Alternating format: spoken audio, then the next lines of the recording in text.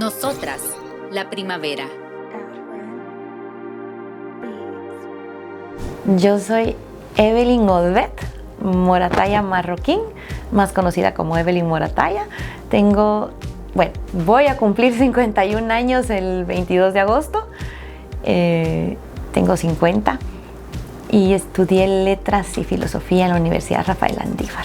Soy diputada en el Congreso de la República de la 9ª legislatura y soy considerada una diputada independiente y de oposición. ¿Cómo llegaste a la política y cómo te defines políticamente? Bueno, llegué a la política de la mano del expresidente Alfonso Portillo cuando tenía 21 años.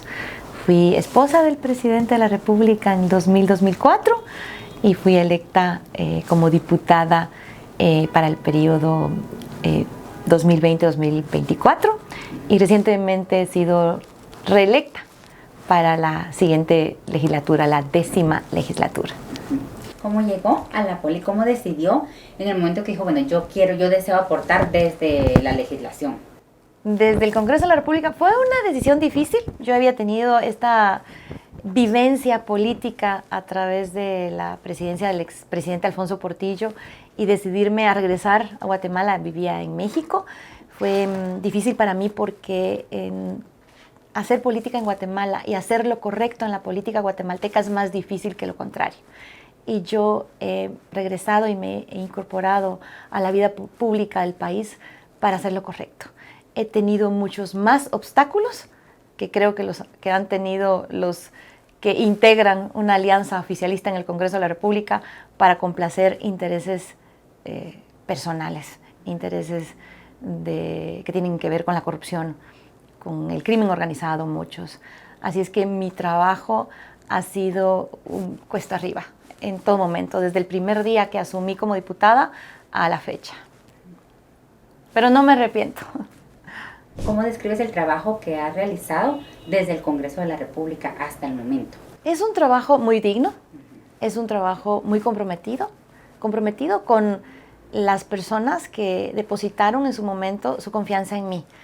Nos ha tocado un momento de la historia inédito, que fue la pandemia, y ante la imposibilidad de legislar con un Congreso integrado por partidos políticos que conforman la alianza oficialista, se dedicaron nada más a aprobar préstamos y estados de calamidad. Vivimos casi 2 años en estado de excepción. Es decir, que como mujer, como diputada de oposición, siempre fue más difícil para mí hacer un trabajo que tenía que ver más que con la complacencia de estos partidos políticos, con la respuesta a las necesidades que estaba viviendo una población que estaba no solamente encerrada, con problemas económicos, sino también muy asustada. ¿Qué piensas de los resultados del 25 de junio, los resultados electorales? Pienso que fueron una gran sorpresa para muchos que no se esperaban que la población iba a votar de manera consciente y libre, sin permitir que le compraran su voluntad. Los resultados yo los celebro, estos resultados que hemos obtenido el 25 de junio, y también veo con preocupación que el gobierno, con su alianza de partidos políticos, no quieran aceptar la derrota que la mayoría ha obtenido en las urnas. ¿Qué sintió o pensó cuando vio que tomó la reelección también para el Congreso? Bueno, estaba un poco nerviosa, he de decir que siempre genera un poco de incertidumbre y nervios saber si la población va a depositar su confianza de nuevo en mí y en mi trabajo, pero a las 3 de la mañana estaba ya celebrando y muy contenta, muy agradecida, muy satisfecha del apoyo que la ciudadanía me dio en lo personal en las urnas. No solamente logré reelegirme, sino en mi lista nacional, esa papeleta verde que tanto anuncié durante la campaña electoral, recibí el apoyo para poder ganar 3 diputaciones de lista nacional.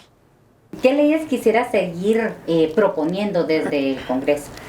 Hay muchas iniciativas que están pendientes, pero creo que no nos debemos de perder en las principales tres reformas que tiene que tener, o leyes, ¿no?, que tiene que tener el país. La reforma a la ley electoral y de partidos políticos es una de las más importantes y no podemos posponerla más. Este país no puede seguir funcionando ni podemos ir a otro proceso electoral con una ley electoral tal cual la tenemos en este momento. Necesitamos con urgencia la aprobación de una ley de competencia y una ley de aguas. Creo que podemos entrar a discutir una reforma a la ley de servicio civil, por ejemplo, una reforma a las compras y contrataciones del Estado, y así podemos hacer una lista mayor de las reformas que el país necesita.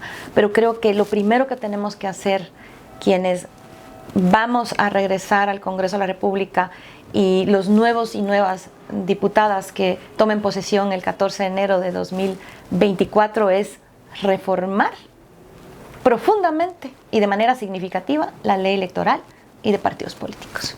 Y sobre la agenda de las mujeres, ¿tiene algunos temas?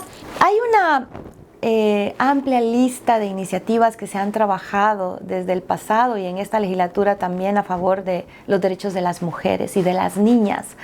Pero hay una que ya va en segunda lectura en el Congreso de la República, que es la ley DEM, la Ley de Desarrollo Económico para las Mujeres, que no busca más que crear una institucionalidad, recursos públicos destinados para favorecer a las mujeres, para que puedan emprender, para que puedan continuar sus estudios, para que puedan ser económicamente independientes y puedan empoderarse.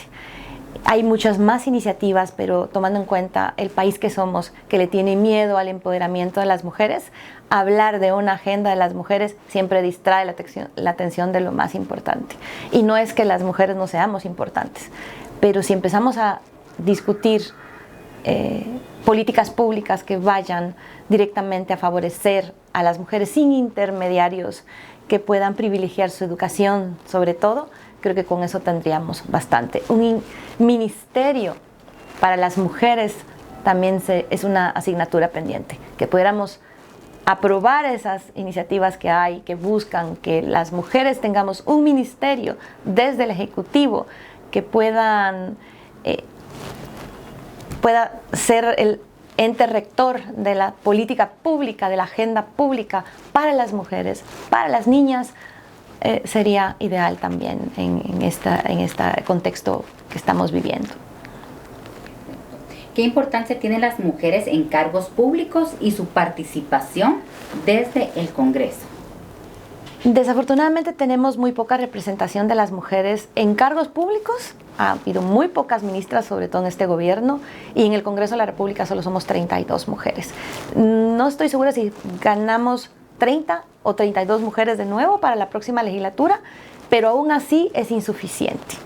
Y es insuficiente porque muchas de las mujeres allí representadas en el organismo legislativo también solamente reproducen un patrón machista. Que haya más mujeres en la próxima legislatura tampoco nos garantiza que vayamos todas a estar en sintonía para la aprobación de una agenda a favor de las mujeres. Aún así, son pasos y espacios que se van ganando y pasos que se van dando. Yo hablaba de la reforma a la ley electoral y de partidos políticos porque nosotros propusimos esta legislatura un pequeño grupo de diputadas y de diputados, algunos que se sumaron con nosotras, a aprobar la paridad y alternancia desde la ley electoral y de partidos políticos. ¿Para qué? Para que entonces no haya excusa de que vayamos menos mujeres representadas en los distintos listados que se someten en los distritos a votación. Es importante que vaya un hombre, una mujer en los listados, o una mujer y un hombre, para que las discusiones entonces en torno a lo que le compete a la mayor parte de la población guatemalteca, que somos mujeres, sean decisiones tomadas también por mujeres y no solamente de una visión machista y patriarcal. ¿Cómo quisieras que te recordaran o te siguieran recordando por tu paso en el Congreso? Como la mujer más valiente que más denunció y fiscalizó la corrupción, sobre todo este gobierno. ¿Qué piensas sobre el papel del gobierno en los últimos días y la inconformidad de la población? Yo no veo inconformidad de la población respecto de los resultados. Hay una inconformidad del gobierno y de sus aliados. Este es el gobierno que más poder ha acumulado en la historia reciente de nuestro país. Es el que más dinero ha tenido y es el que menos ha sabido administrar ese poder. Sobre todo, administrarlo a favor de la población. Y ha sido el gobierno con más poder y con más dinero y el que peor ha gestionado su derrota en las urnas. Ha sido lamentable todo lo que han querido hacer para no reconocer la voluntad de la ciudadanía expresada en las urnas el 25 de junio. Es grave, es preocupante y tenemos todos y todas que salir en defensa de esta democracia nuestra que siempre está herida y que siempre quieren herir, y luchar a favor también del Estado de Derecho y de los principios de independencia de poderes. Hay que permitir, tiene que este gobierno, con su alianza oficialista, porque no solamente el gobierno, es el gobierno con todos los partidos que lo han acompañado en este periodo, que son cómplices también del gobierno, es importante que permitan que el 20 de agosto haya elecciones con los dos partidos que la ciudadanía votó y que el 14 de enero de 2024 haya una alternancia en el poder y que este gobierno entregue esa banda presidencial que tanto ha vulnerado durante su gestión. Vamos a otras preguntas. ¿Qué superpoder de ciencia ficción escogerías para cambiar los problemas de urgencia en Guatemala? Para cambiar los poderes de los... ¿Qué? Perdón, los problemas. Ay, bueno, ¿cómo se cambian los problemas? Quisiera tener esa varita mágica para acabar con la corrupción que encuentro todos los días, sobre todo en salud. Me duele muchísimo ver cómo está nuestra infraestructura pública de salud, porque la mayoría de nuestra población es de escasos recursos y no tienen un seguro médico, no tienen recursos para medicinas, para control, chequeo, para ir a una consulta médica, y entonces tienen que recurrir a nuestro sistema público de salud. Quisiera poder tener ese poder de transformarlo todo y de meterme en la mente de los que manejan los dineros públicos y decirles: no se los roben, destínenlo e inviértanlo en quienes sí los necesitan.